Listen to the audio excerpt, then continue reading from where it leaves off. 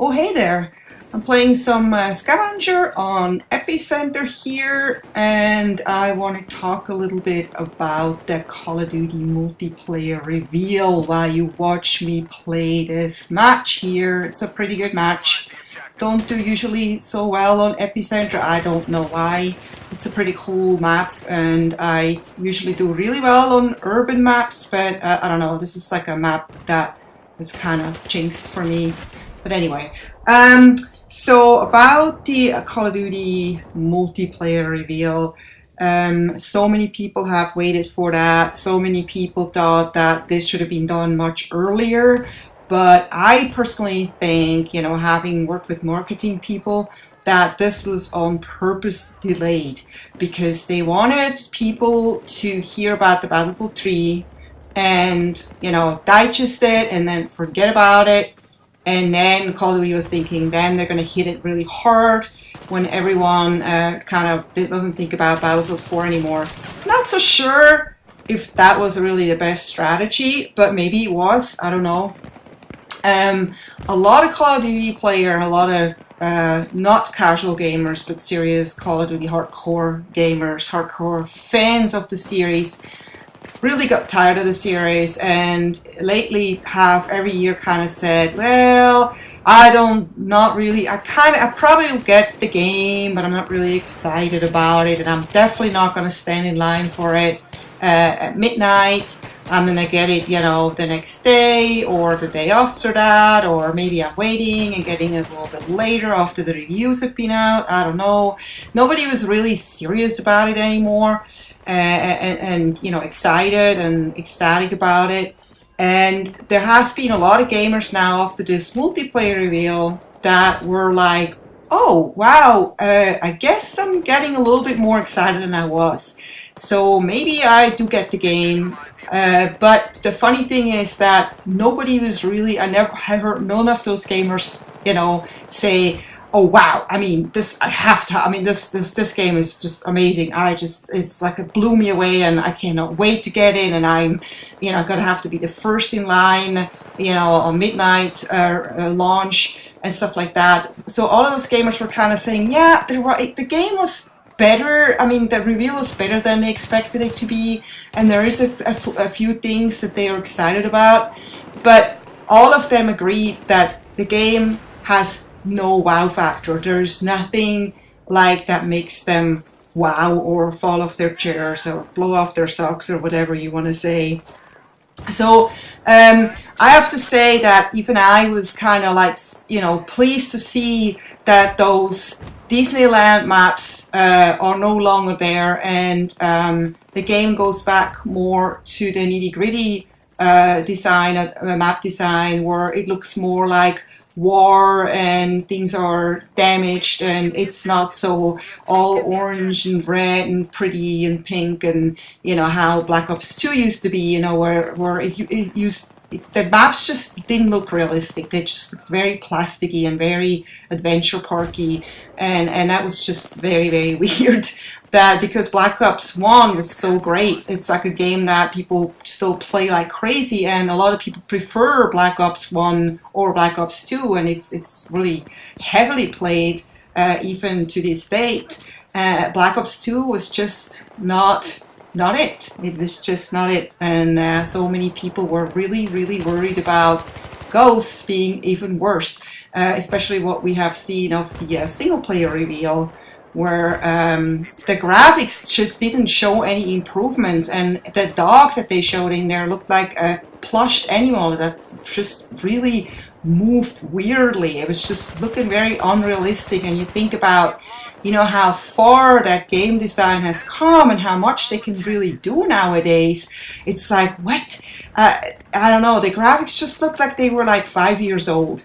And even in the multiplayer reveal, the maps, even though the map design, how, you know, what was in the maps and how, you know, you got through the maps looked interesting, but the graphics still didn't look any better than, you know, Modern Warfare 3, for example, which was like is a 2-year-old game, or even Modern Warfare 2. For me, I don't know.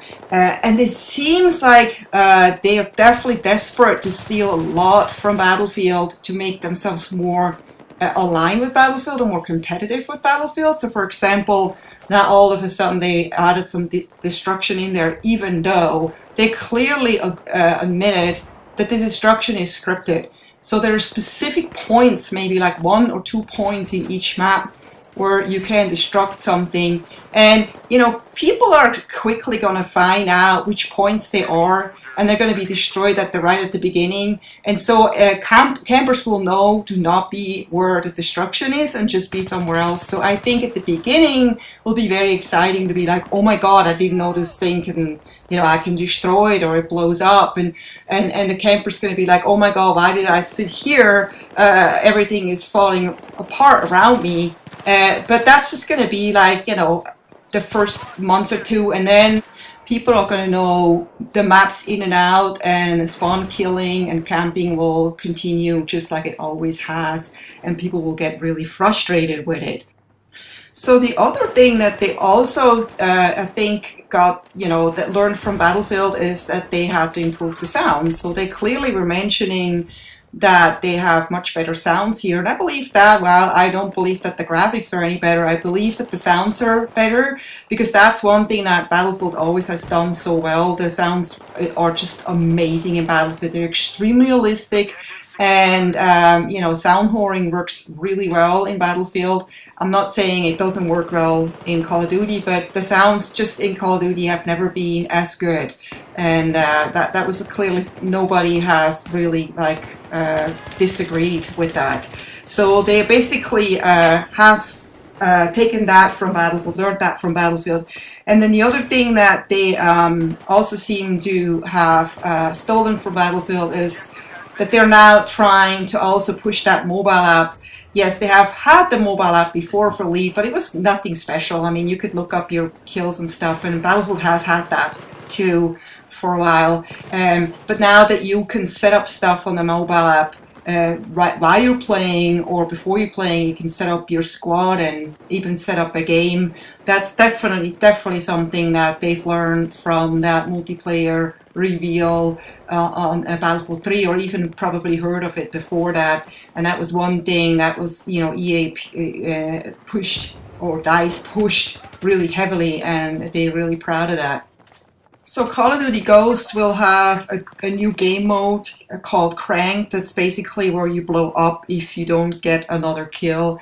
I don't know. Seems kind of silly, but could be fun. I don't know. So that brings up the question, will Battlefield 4 have a new game mode or a couple of new game modes? Because Battlefield 3 came with 5 new game modes, and they slowly introduced it through DLC. So Call of Duty Ghosts could do the same thing, that they introduce one game mode and then add more game modes with the DLCs. So basically in Battlefield 3 we had Scavenger, which is this one. I think is really awesome. Gunmaster, which is where you get 2 kills and then you get a new gun, and when you have the last gun before everyone else, you win. That's a really tough one for a lot of casual gamers, but it's definitely very, very cool because it actually teaches you to use all types of guns. Similar to this one, but this is a little bit easier for casual gamers. And then we have tank superiority for all the tank people, and air superiority for all the air freaks or plane freaks, and helicopter. No, actually, it's plane. It's no helicopter. It's only plane, jets. And then Capture the Flag, which is one of my favorites. I definitely hope Capture the Flag comes back. I think I heard some rumors that it will be in there again. So that'd be really great, because a lot of people love Capture the Flag. And actually, I think the reason Capture the Flag has been made possible in this game is because the community actually asked for it.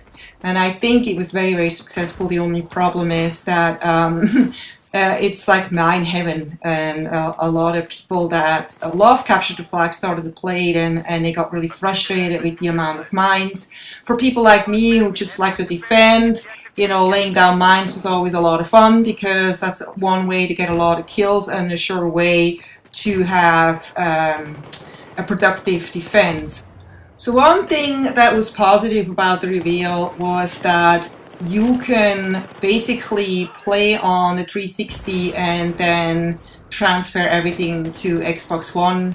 So back and forth, you will not lose. Like for example, you can play on Xbox One at your home, go to a friend, the friend only has 360, you'll be fine.